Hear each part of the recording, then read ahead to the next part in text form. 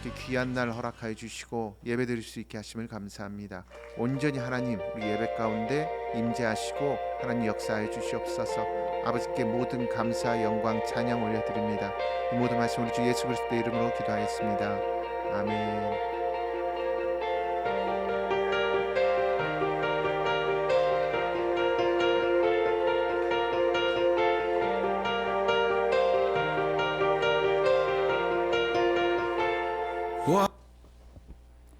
다 함께 우리 찬양 드리겠습니다.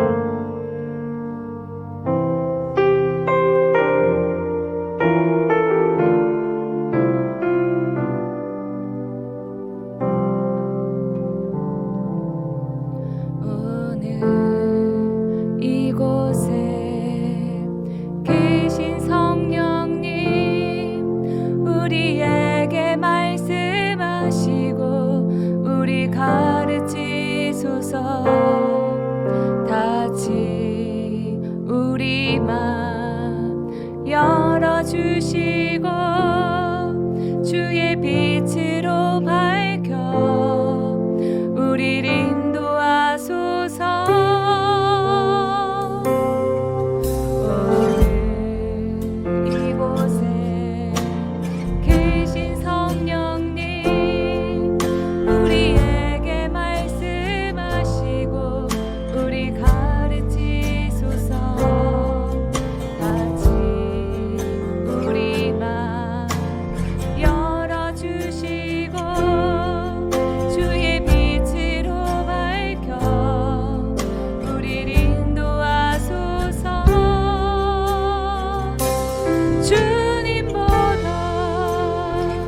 앞서지 않고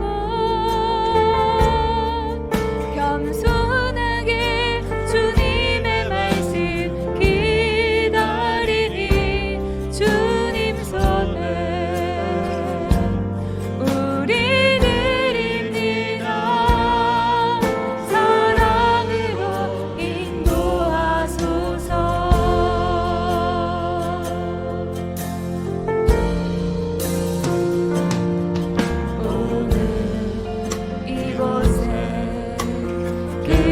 성령님 우리에게 말씀하시고 우리 가르치소서.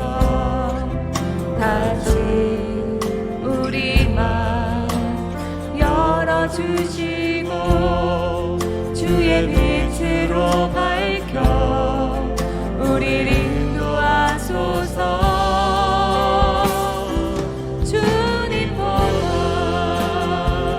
앞서지 않고 겸손하게 주님의 말씀 기다리니 주님 손에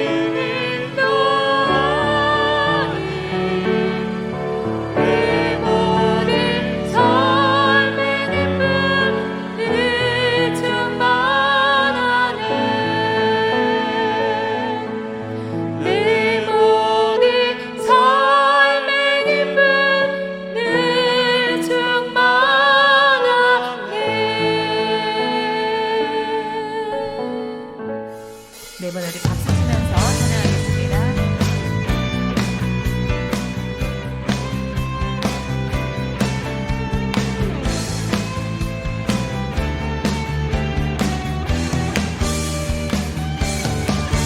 나의 반석이신 하나님 행하신 모든 것 완전하시니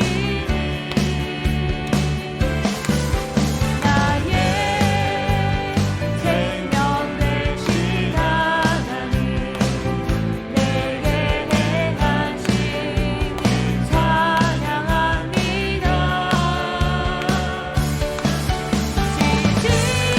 진실하신 하나님 실수가 없으신 좋으신 나의 주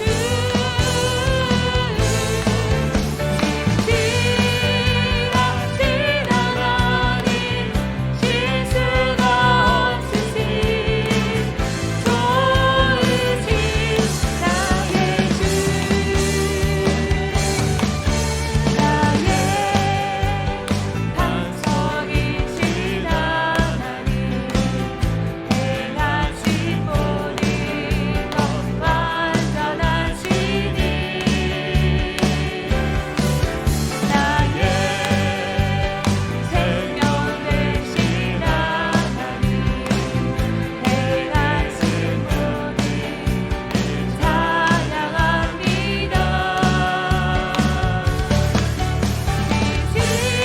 진실하신 하나님 실수가 없으신 좋으신 나의 주 진실하신 하나님 실수가 없으신 좋으신 나의 주 진실하신 하나님 실수가 없으신 좋으신 나의 주 진실하신 하나님 실수가 없으신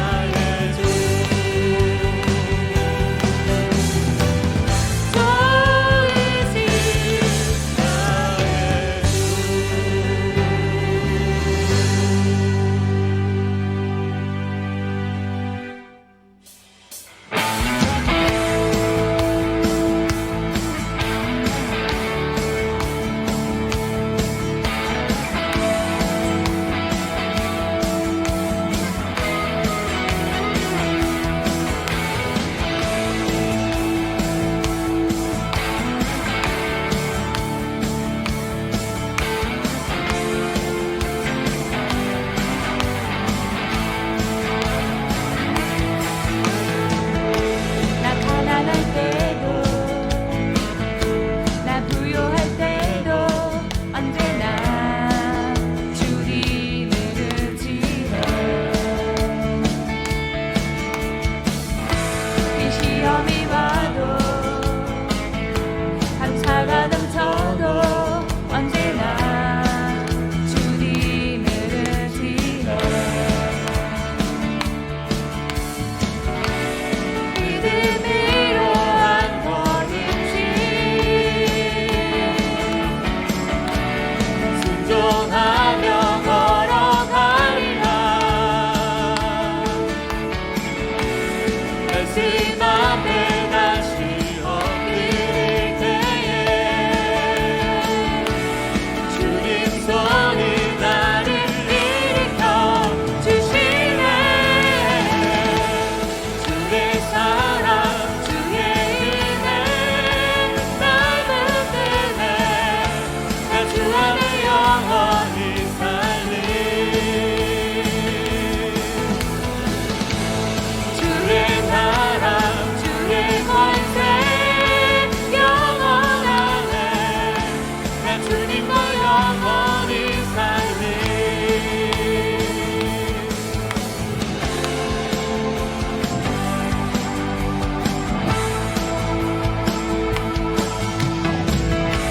나 가난할 때도 나 부요할 때도 언제나 주님을 의지해 그 시험이 와도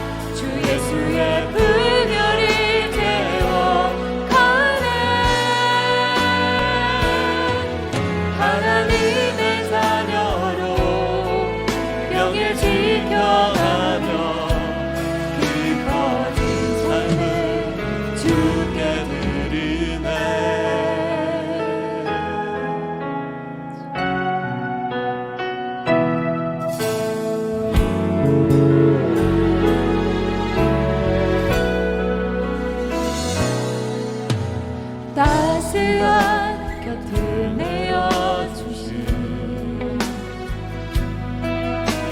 주님 앞에 나아갑니다. 표현 못할 긍휼로 나를 붙드시듯 주 이름 바라봅니다. 매일 마주한 슬픔을 견뎌나가며 주 예수의 마음을 닮아가네. 두려운 걸음마다 주가 동행하니 주를 지하며 오늘을 걷네. 주의 신실한 소망을 깊이 담으며 주 예수의 분열을 채워가네. 하나님의 자녀로 명예 지켜가며 기뻐진 삶을 주께 드리네. 매일 마주한 슬픔을 견뎌나가며 주 예수의 마음을 닮아가네.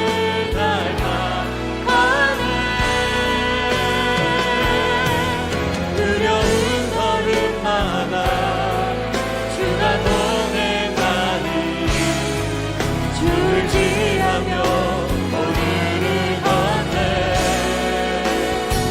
주의 신실한 소망을 깊이 담으며 주 예수의 분열을 채워가네.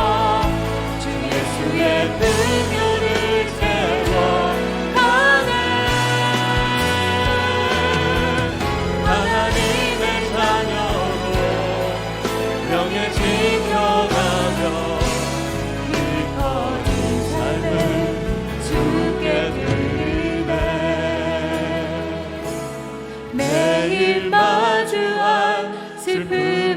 마주한 슬픔을 견뎌나가며 주 예수의 마음을 닮아가네. 두려운 걸음마다 주가 동행하니 주지하며 오늘을 걷네. 주의 진실한 소망을 깊이 담으며 주 예수의 풍요를 채워가네.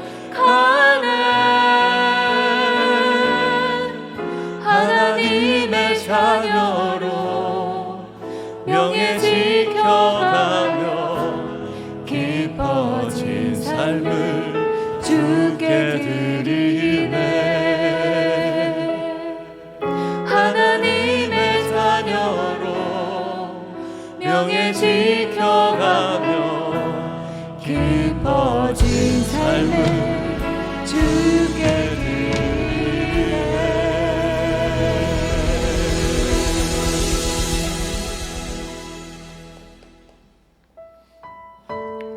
네, 우리 하나님의 부르심 찬양하겠습니다.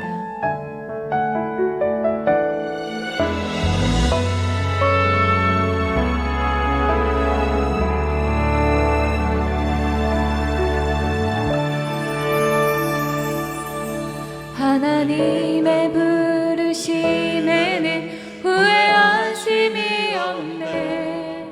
내가 이 자리에 선 것도 주의 부르심이라. 하나님의 부르심에는 결코 실수가 없네. 나를 부르신 하나님의 진실하심을 믿네. 작은 나를 부르신 뜻을 나는 알 수 없지만 오직 감사와 순종으로 주의 길을 가리라. 때론 내가 연약해져도 주님 날 도우시니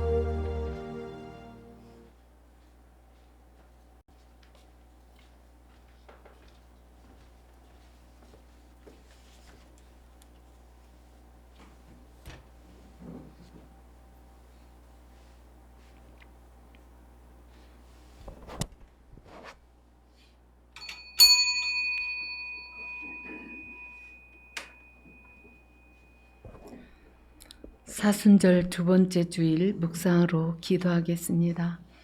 주는 찬란하게 빛나십니다. 주는 들짐승들로 가득한 저 큰 산들보다도 장엄하십니다. 용감한 병사들이 쓰러져 마지막 숨을 쉬고 있습니다.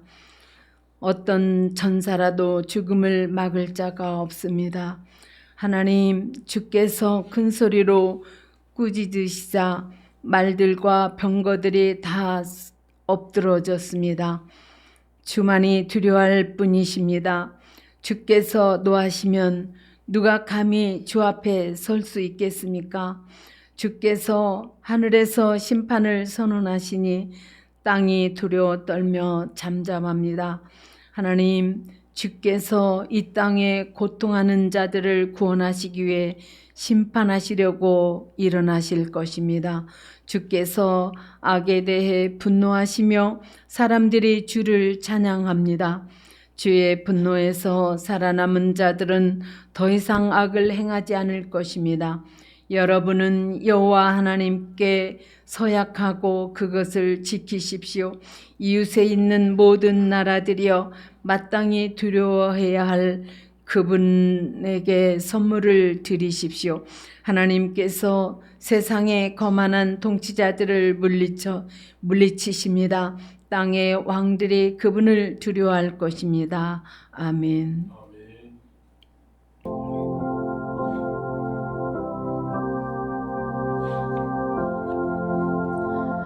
예수 나를 위하여 십자가를 질 때 세상 죄를 지시고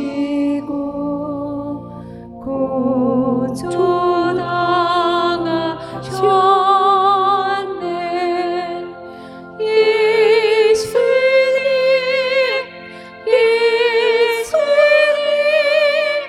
나의 죄 위하여 보혈의 피를 흘리니 죄인 받으소서.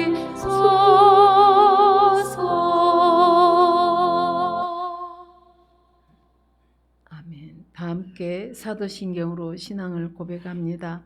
나는 전능하신 아버지 하나님 천지의 창조주를 믿습니다.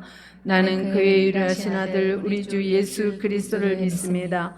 그는 성령으로 잉태되어 동정녀 마리아에 계선하시고 본디오 빌라도에게 고난을 받아 십자가에 못 박혀 죽으시고 장사된 지 사흘 만에 죽은 자 가운데서 다시 살아나셨으며 하늘에 오르셔 전능하신 아버지 하늘 우편에 앉아 계시다가 거기로부터 살아있는 자와 죽은 자를 심판하러 오십니다. 나는 성령을 믿으며 거룩한 공교회와 성도의 교제와 죄를 용서받는 것과 몸의 부활과 영생을 믿습니다. 아멘. 찬송 292장 주 없이 살 수 없네를 찬양 드리겠습니다.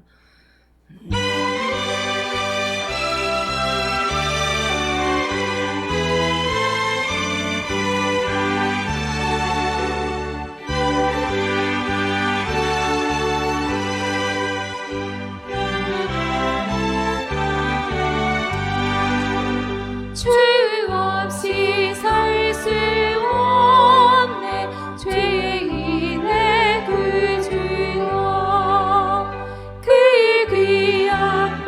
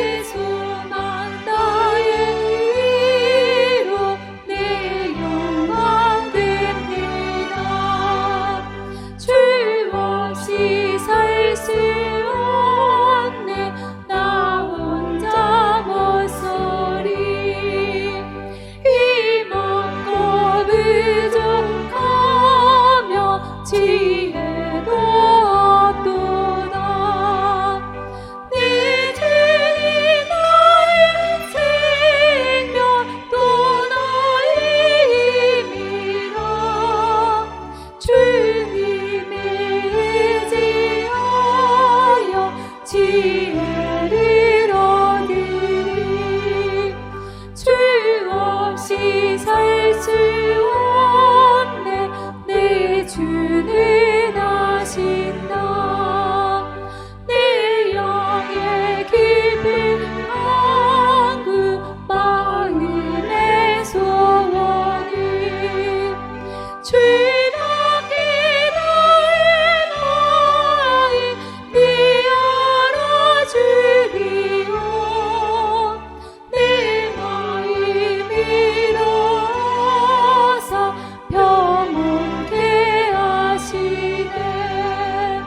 주 없이 살 수 없네. 세월이 흐르고 이 깊은 고독 속에 내 생명 끝나고 사나이 풍랑이 날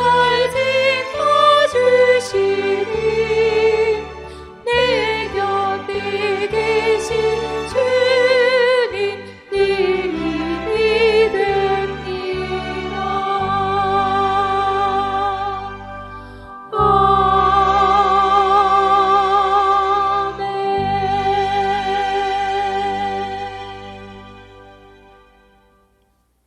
오늘 설교 본문 말씀은 마가복음 14장 53절부터 72절까지 세번역 성경으로 교독해서 읽겠습니다. 그들은 예수를 대제사장에게로 끌고 갔다. 그러자 제사장들과 장로들과 율법학자들이 모두 모여들었다. 베드로는 멀찍이 떨어져서 예수를 뒤따라 대제사장의 집 앞마당까지 들어갔다. 그는 하인들과 함께 앉아 불을 쬐고 있었다. 대제사장들과 온 의회가 예수를 사형에 처하려고 그를 고소할 증거를 찾았으나 찾아내지 못하였다. 예수에게 불리하게 거짓으로 증언하는 사람이 많이 있었지만 그들의 증언에 서로 들어맞지 않았다. 더러는 일어나서 그에게 불리하게 거짓으로 증언하여 말하기를 우리가 이 사람이 말하는 것을 들었는데 내가 사람의 손으로 지은 이 성전을 허물고 손으로 짓지 않은 다른 성전을 사흘 만에 세우겠다 하였습니다. 그러나 그들의 증언도 서로 들어맞지 않았다. 그래서 대제사장이 한가운데 일어서서 예수께 물었다. 이 사람들이 그대에게 불리하게 증언하는데도 아무 답변도 하지 않소. 그러나 예수께서는 입을 다무시고 아무 대답도 하지 않으셨다. 대제사장이 예수께 물었다. 그대는 찬양을 받으실 분의 아들 그리스도요? 예수께서 말씀하셨다. 내가 바로 그이요. 당신들은 인자가 전능하신 분의 오른쪽에 앉아 있는 것과 하늘에 구름을 타고 오는 것을 보게 될 것이요. 대제사장은 자기 옷을 찢고 말하였다. 이제 우리에게 무슨 증인들이 더 필요하겠소? 여러분은 이제 하나님을 모독하는 말을 들었소. 여러분의 생각은 어떠하오? 그러자 그들은 모두 예수는 사형을 받아야 마땅하다고 정죄하였다. 그들 가운데서 더러는 달려들어 예수께 침을 뱉고 얼굴을 가리고 주먹으로 치고 하면서 알아맞혀 보아라 하고 놀려대기 시작하였다. 그리고 하인들은 예수를 손바닥으로 쳤다. 베드로가 안뜰 아래쪽에 있는데 대제사장의 하녀 가운데 하나가 와서 베드로가 불을 쬐고 있는 것을 보고 그를 빤히 노려보고서 말하였다. 당신도 저 나사렛 사람 예수와 함께 다닌 사람이죠? 그러나 베드로는 부인하여 말하였다. 내가 무슨 말을 하는지 나는 알지도 못하고 깨닫지도 못하겠다. 그리고 그는 바깥들로 나갔다. 그 하녀가 그를 보고서 그 곁에 서 있는 사람들에게 다시 말하였다. 이 사람은 그들과 한패입니다. 그러나 그는 다시 부인하였다. 조금 뒤에 곁에 서 있는 사람들이 다시 베드로에게 말하였다.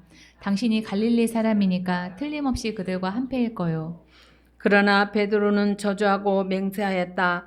나는 당신들의 말하는 그 사람을 알지 못하오. 그러자 곧 닭이 두 번째 웃을 때 울었다. 세웠다. 그래서 베드로는 예수께서 자기에게 닭이 두 번 울기 전에 내가 나를 세 번 모른다고 할 것이다 하신 그 말씀이 생각나서 엎드려서 울었다. 아멘. 어두운 데는 밝히사 진리를 보게 하소서. 진리의 영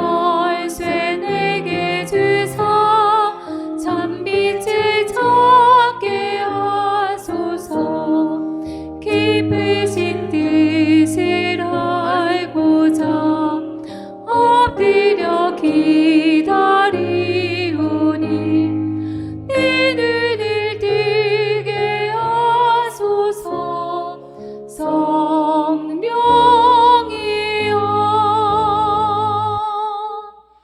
박진희 전도사님 나오셔서 말씀을 전해 주시겠습니다.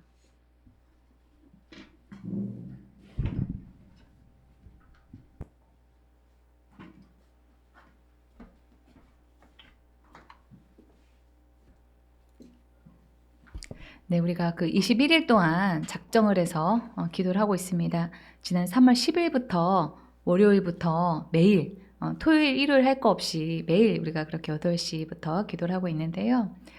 지난주에 제가 좀 속이 좋지 않았습니다. 근데 그게 속이 안 좋은 게 기도하러 가기 딱 그 전에 아픈 거예요. 그래가지고 기도하러 가면서도 이게 내가 중간에 혹시 이렇게 멈출 수도 있겠다 이런 생각을 제가 했었거든요. 그런데 딱 찬양하려고 앉자마자 속이 편안해진 거예요. 근데 그것을 제가 한 3번 정도 반복을 했습니다. 근데 그렇게 하고 난 다음에 제가 지난주에 일주일 동안 1.5kg가 빠졌어요. 그렇게 하면서. 그런데 별로 티가 안 나죠? 너무 아쉽습니다. 그런데 그래서 제가 그런 일을 겪으면서 이번에 그 기간을 통해서 기도하는 그 기간을 통해서 주님이 하실 일이 있구나라고 하는 그런 마음의 확신을 받았습니다.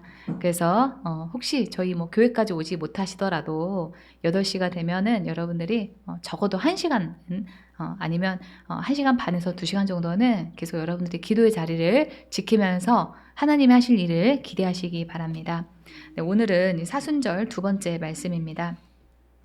이 마가복음 14장에 나타난 그 예수님의 순환사를 보면은 예수님을 잡아 죽이려고 하는 사람들이 어떤 그 사람들의 죄와 또 제자들의 실패로 우리가 나눠서 좀 생각을 해볼 수가 있습니다. 예수 믿기를 거절하고 악하게 사는 그런 사람들은 언제나 있는 법이니까 예수님을 잡아 죽였던 어떤 그 대제사장이나 또 서기관들이나 장로들은 그렇다라고 치고 마가복음 14장에서 저자 마가는 예수님을 따랐던 그 제자들의 부끄러운 모습과 실패를 숨기지 않고 다 까발리는 것처럼 그렇게 보여집니다. 그 대표적인 사건이 오늘 우리가 읽었던 베드로가 여종 앞에서 예수님을 3번 모른다라고 부인한 사건입니다.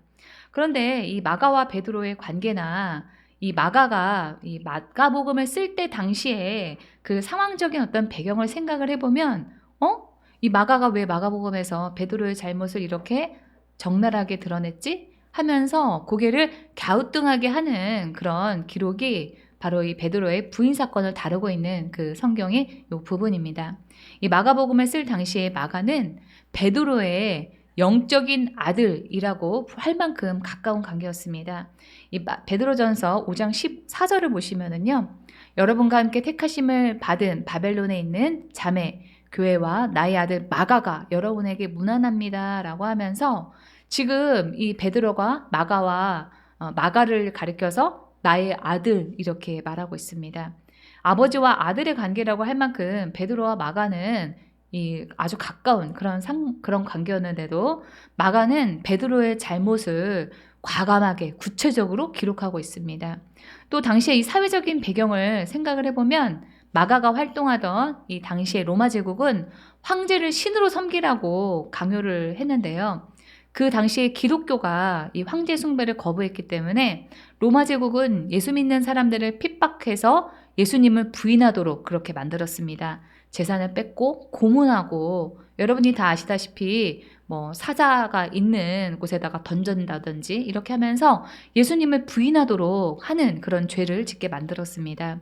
그래서 이 마가복음을 쓸 당시에 초대교회에서 가장 큰 죄, 중대한 범죄는 예수님을 부인하는 그런 죄입니다.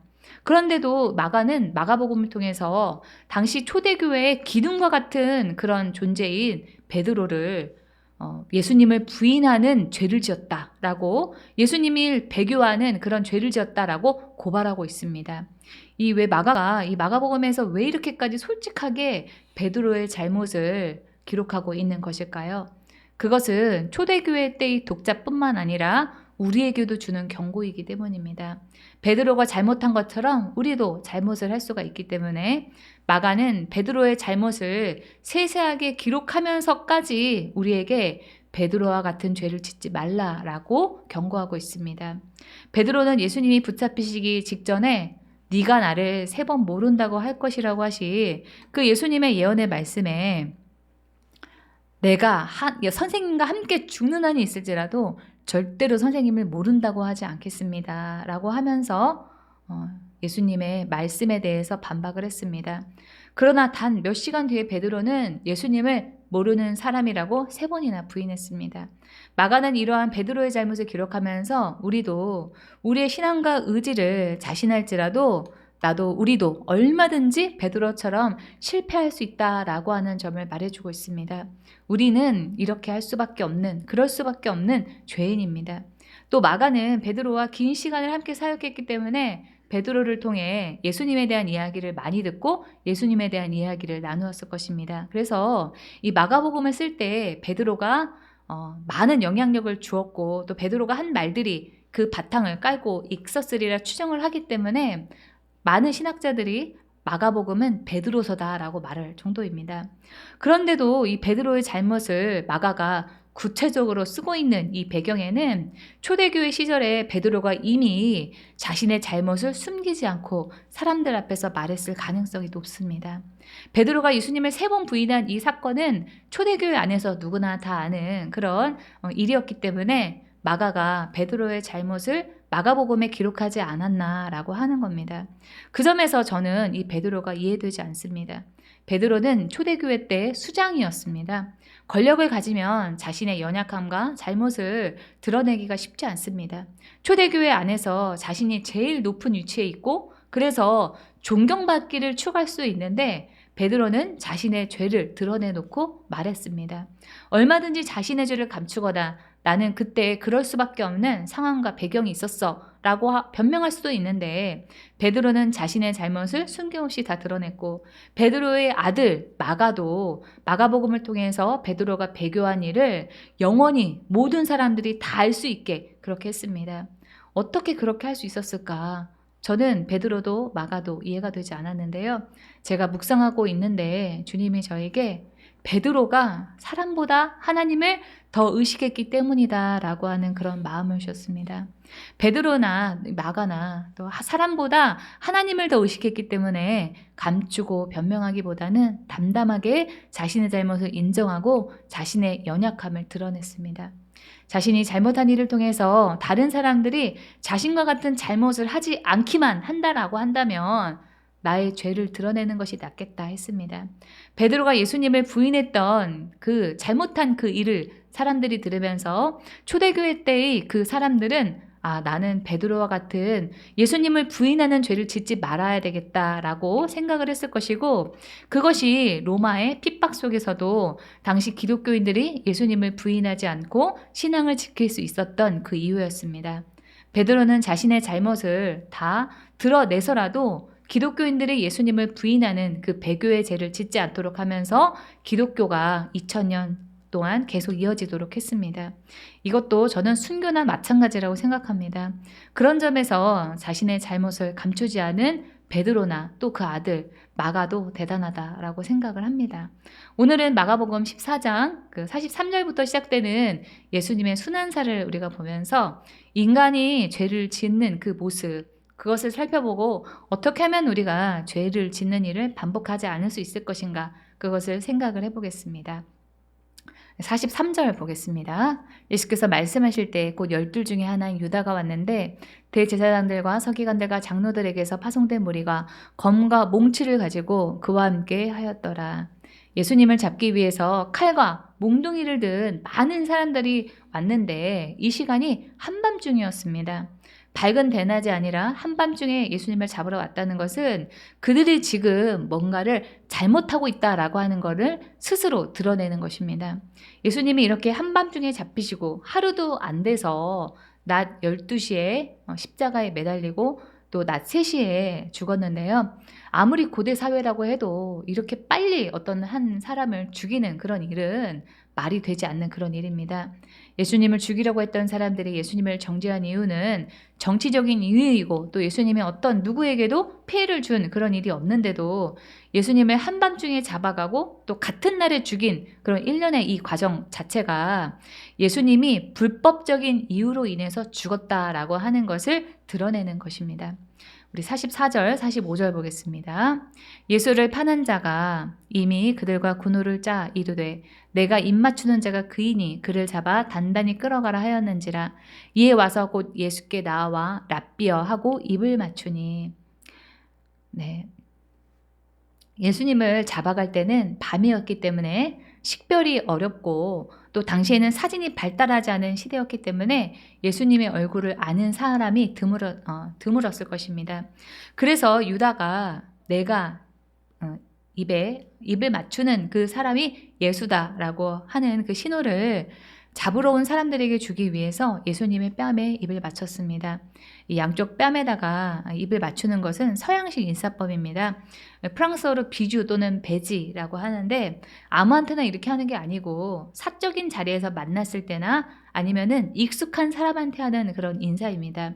그런데 유다는 이 입맞춤을 예수님을 잡는 도구, 죄를 짓는 그런 도구로 쓰고 있습니다.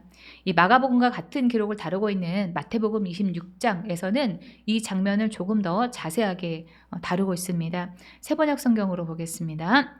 유다가 곧바로 예수께 다가가서 안녕하십니까 선생님 하고 말하고 그에게 입을 맞췄다. 예수께서 그에게 친구여 무엇하러 여기에 왔느냐 하고 말씀하시니 그들이 와서 예수께 손을 대어 붙잡았다. 이 다정한 그 말들 뒤에 예수님을 붙잡는 그런 기록이 나오는 이 모습을 보면은 더 슬프지 않습니까?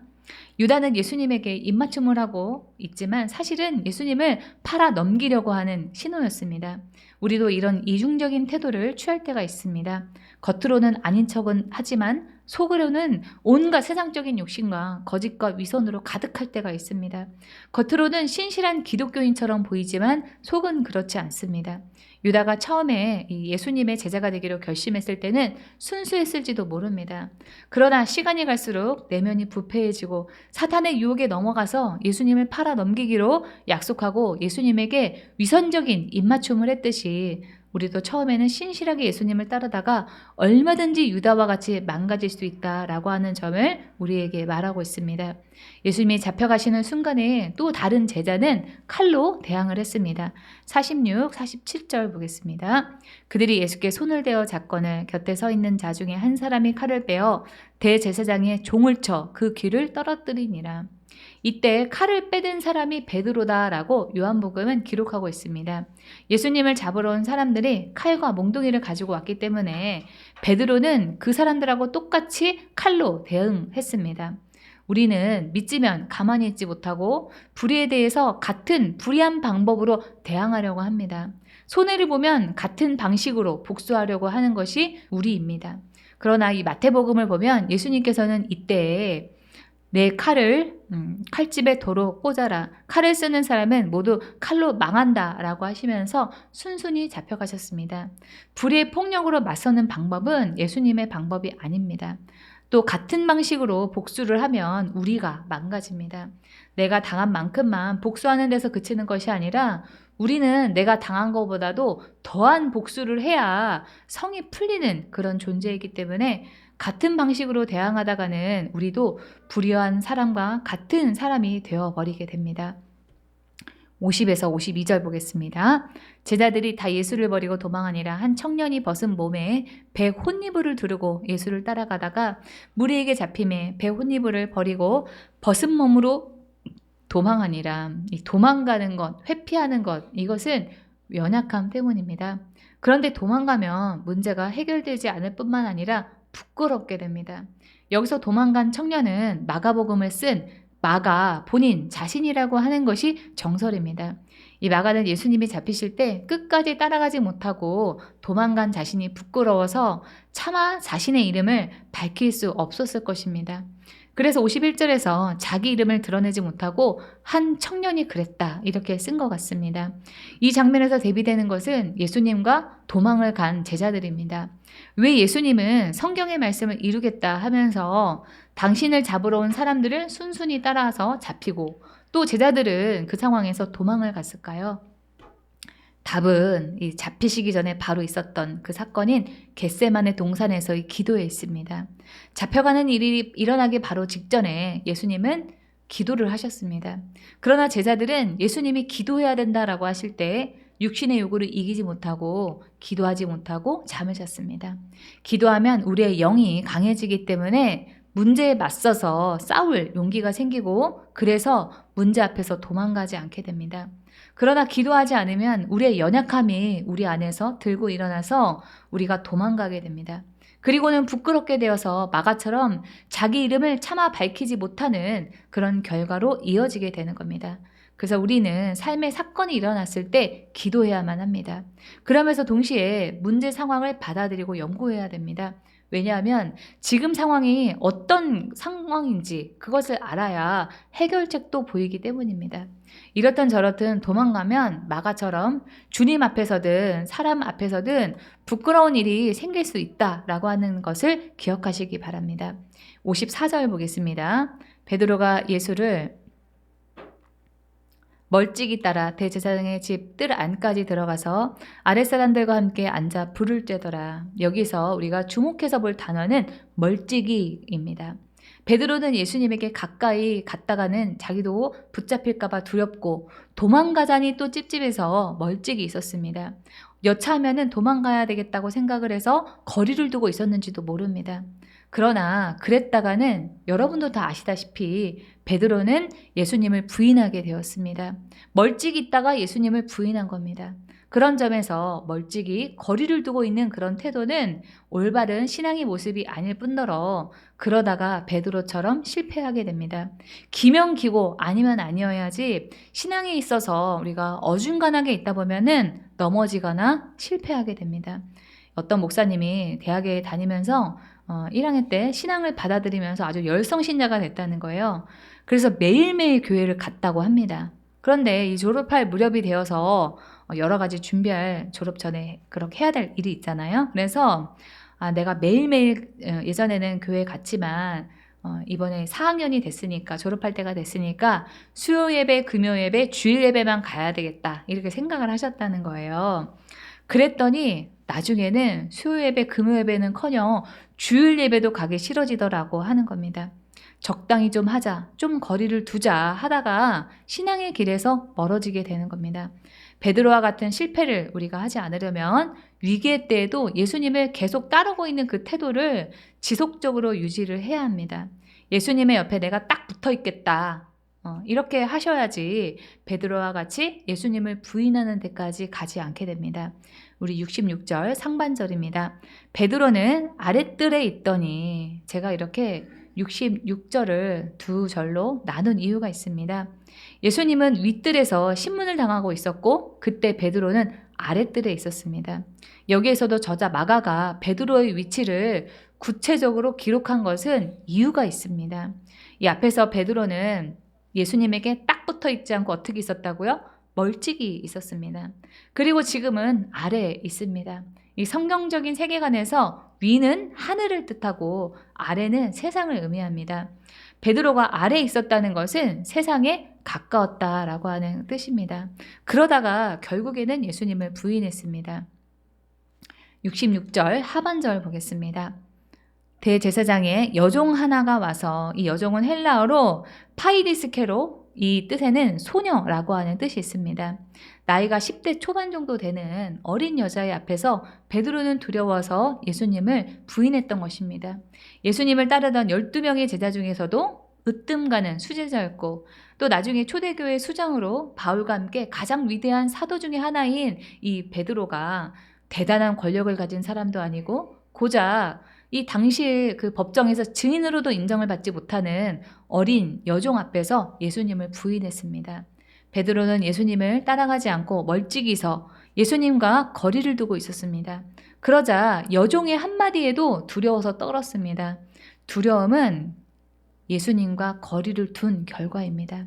더 근본적으로 그 원인을 올라가 보면 베드로가 이렇게까지 두려움에 휩싸인 이유 또한 기도해야 할 때 기도하지 않은 결과다라고 할 수 있습니다. 예수님이 잡혀간 당사자임에도 두려워하지 않고 순순히 잡혀가신 일과 베드로가 여종의 그 말 한마디에도 두려워서 예수님을 부인한 그 사건이 벌어진 그 차이에는 기도가 있습니다. 기도하신 예수님은 두려워하지 않았고 하지 않은 이 베드로는 두려워했습니다. 기도하지 않으면 우리에게 두려움이 찾아옵니다. 상황과 환경의 그 위기 속에서 어떻게 대처를 해야 될지 모르고 분별이 되지 않고 두려움 속에서 하지 말아야 되는 일까지도 하게 됩니다.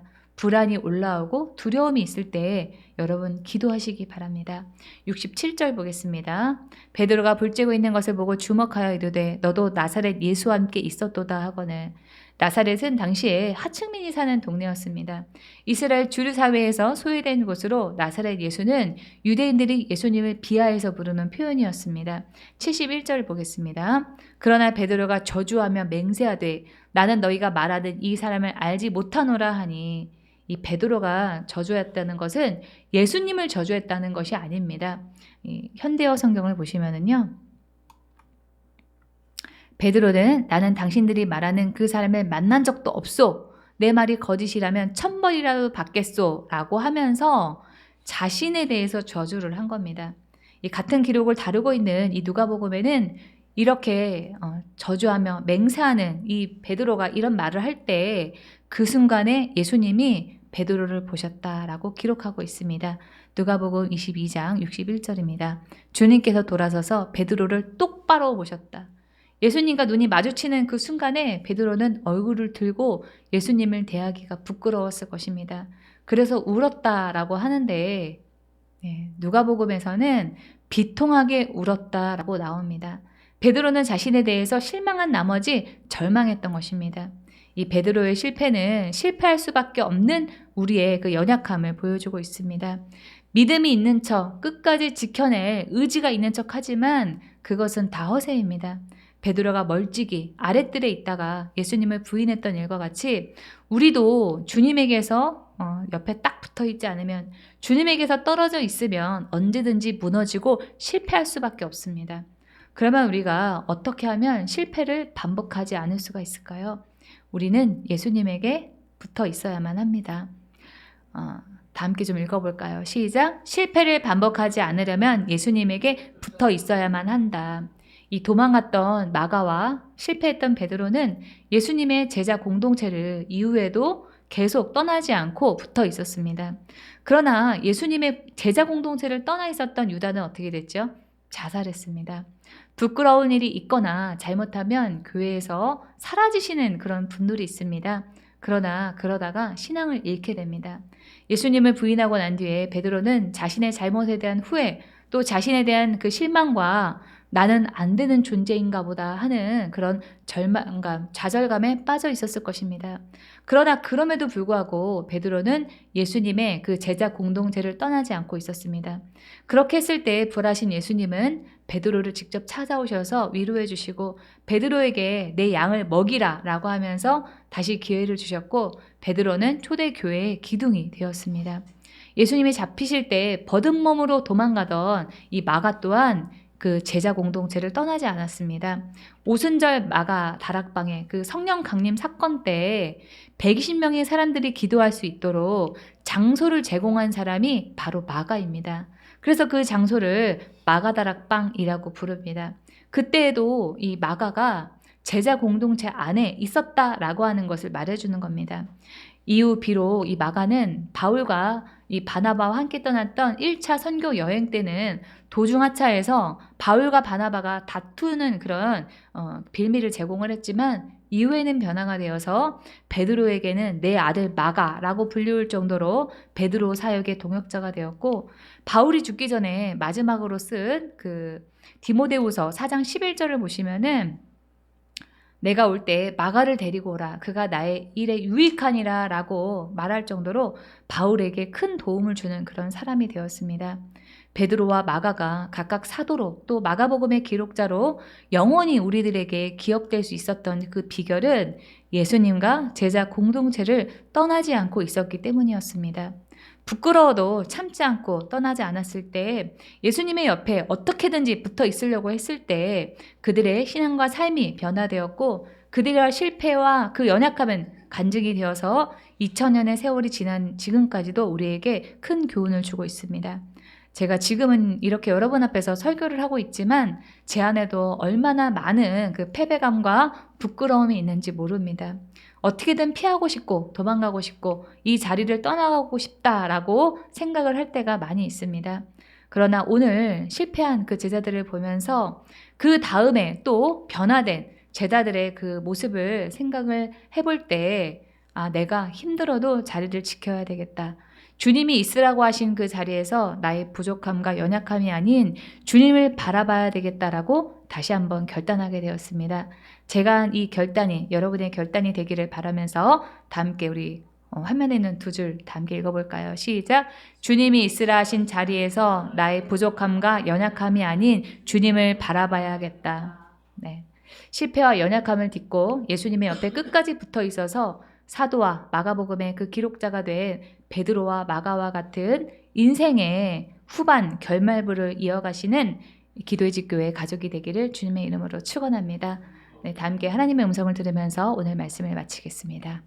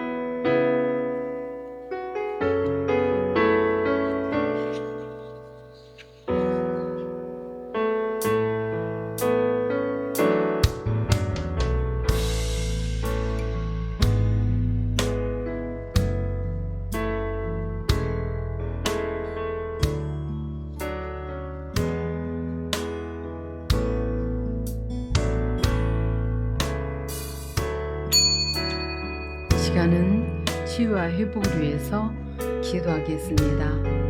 본인의 일터와 사업을 위해서, 진로의 문제 돌파를 위해서, 아프신 분은 치유를 위해서, 각자에게 처한 개인적인 문제를 위해서 주님 이름을 3번 부르고 통성으로 기도하겠습니다. 주여, 주여, 주여. 주님 앞에 가지고 온 문제를 내려놓습니다. 제가 할 수 있는 것은 아무것도 없음을 고백합니다. 주님, 이 문제를 해결하여 주옵소서. 건강의 문제, 자녀들의 문제, 또한 사업의 문제, 일터와 사업을 위해서 기도합니다. 주님, 낫기를 위하여 기도하오니 은혜를 베풀어 주옵소서. 나는 치료하는 여호와라 말씀하셨나이다. 나를 치료하시고 회복하시는 주님을 바라보니 은혜를 베풀어 주옵소서. 예수께서 채찍에 맞음으로 너희가 나음을 입었다 하신 주님, 치료하시고 회복하는 역사가 있게 하여 주옵소서. 사업이 확장되게 하시고 직장에서 인정받게 하여 주옵소서. 주님, 가지고 온 문제를, 이 문제를 통하여서 주님, 제가 어떻게 하기를 원하십니까? 말씀하여 주옵소서. 말씀하시는 주님을 경험하게 하시고 주님, 이 문제를 통하여 주님 만나게 하여 주옵소서. 주님, 가지고 온 문제마다 해결받게 하시고 주님의 선하신 뜻이 이루어지게 하여 주옵소서. 주님, 건강의 문제, 주님 회복시켜 주옵소서. 주님, 어떠한 문제가 있다 할지라도 주님이 회복하게 하시는 놀라운 축복이 임하게 하여 주옵소서.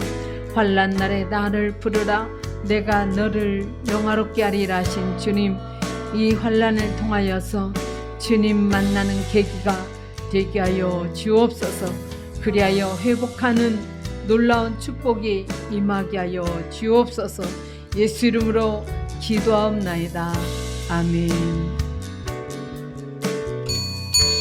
질병의 치유를 위해서 기도하시는 분은 아픈 부위에 손을 얹고 기도하시고, 지혜를 받기 원하시는 분도 머리에 손을 얹고 기도하시고, 마음이 상하신 분은 가슴에 손을 얹고 함께 기도하기를 바랍니다. 주님, 이 시간 몸과 마음이 아파 주님의 은혜를 간구하는 성도들을 위해서 기도합니다. 낫기를 원하며 간절히 기도하는 아픈 이들과 함께하여 주시고 은혜를 내려 주시옵소서. 예수 이름으로 명하노니 이 시간에 질병 세력은 제거될지어다. 병을 일으키는 병만은 우리 성도들의 육신에서 분리되어 떠나갈지어다.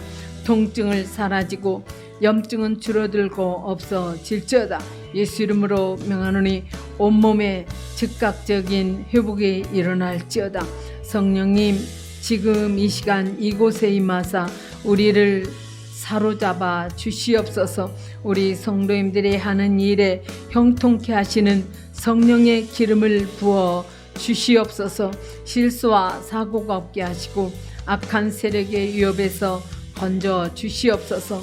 특별히 사업 확장의 문과 결혼의 문을 열어주시고 진로와 이직 문제를 풀어 주시옵소서.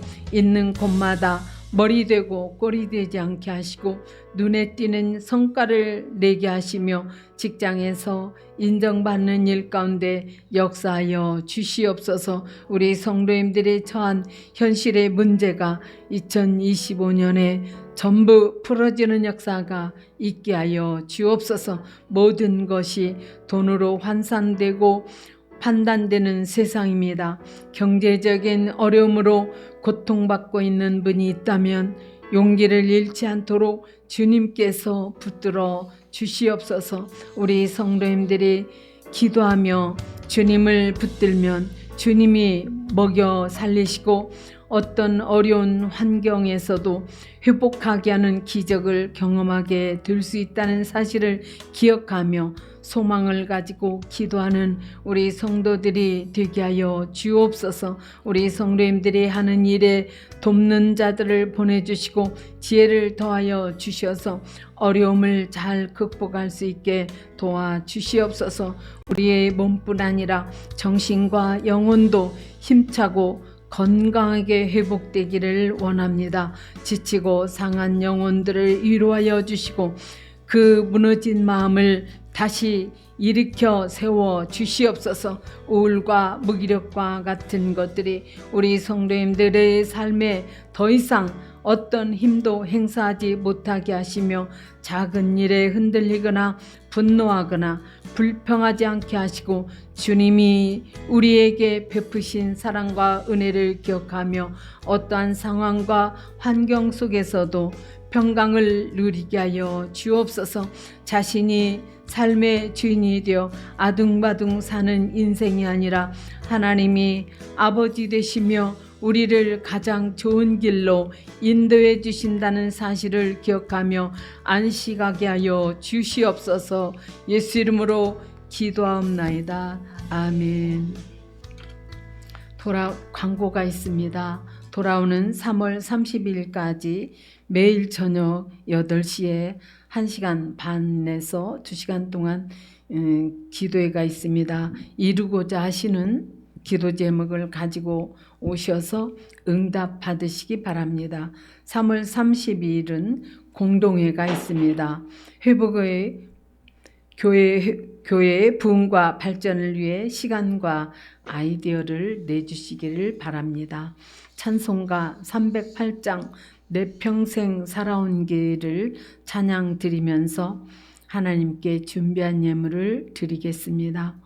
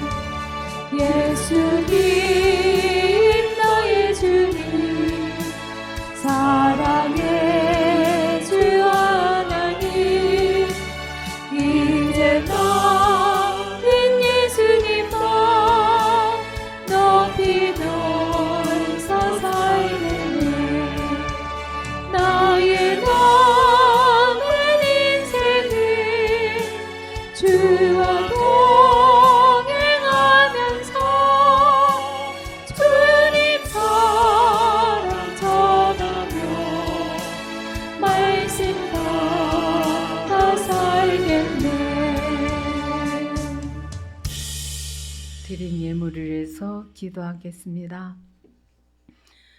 예수님이 잡히셨을 때 제자들은 두려움에 빠져 예수님을 끝까지 따르지 못하고 도망가고 부인했습니다. 그들의 실패와 회피는 우리의 연약함을 말해줍니다. 그러나 그들이 예수님과 제자 공동체를 떠나지 않았을 때 부활하신 예수님은 그들을 다시 만나 위로하시고 회복시켜 주셨습니다. 우리가 예수님을 따르다가 실패할 때 우리의 연약함을 보면서 좌절하고 신앙의 길을 포기하는 것이 아니라 다시 우리를 살리시며 우리를 두려움에서 건져주실 예수님을 바라보게 하여 주시옵소서. 아멘.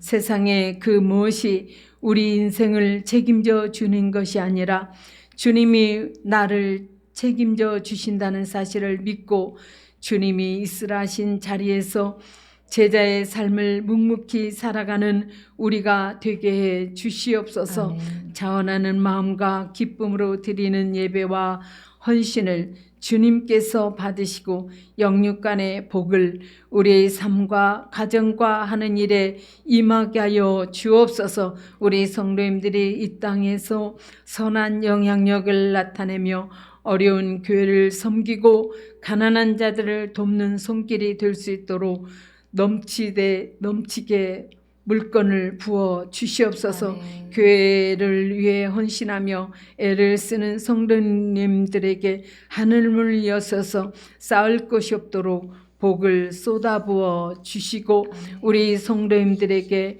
힘을 씌워 먹을 양식을 공급하여 주시옵소서. 아멘. 이 예물이 주님이 원하시는 일에 쓰임받게 하시고 하나님 나라를 확장하는 귀한 예물이 되게 하여 주옵소서. 아멘. 우리를 구원하신 예수 이름으로 기도하옵나이다. 아멘. 아멘.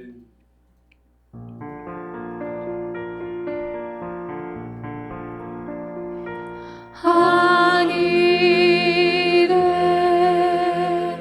계신 아버지 이름 거룩하사 주님 나라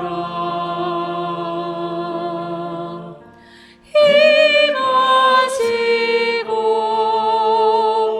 뜻이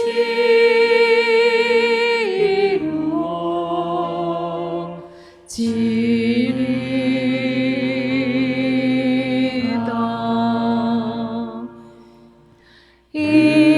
일용할 양식 주시고 우리들의 큰 죄 다요 사오시고 또 시험에 들게 마시고 악에서 구원하소서. 되게 주의 나라 죄원세 죄영광 영원히 아멘.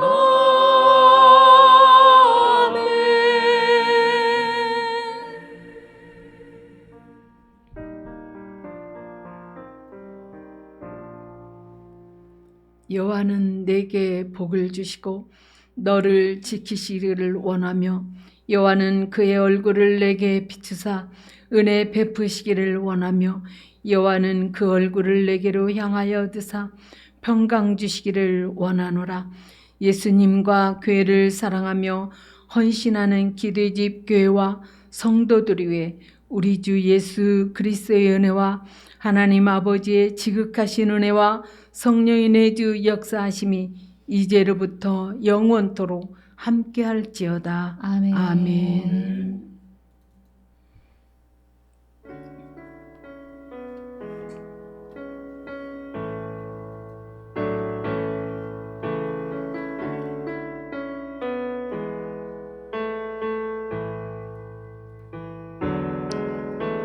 주여 우린 연약합니다. 우린 오늘을 힘겨워합니다. 주 뜻 이루며 살기에 부족합니다.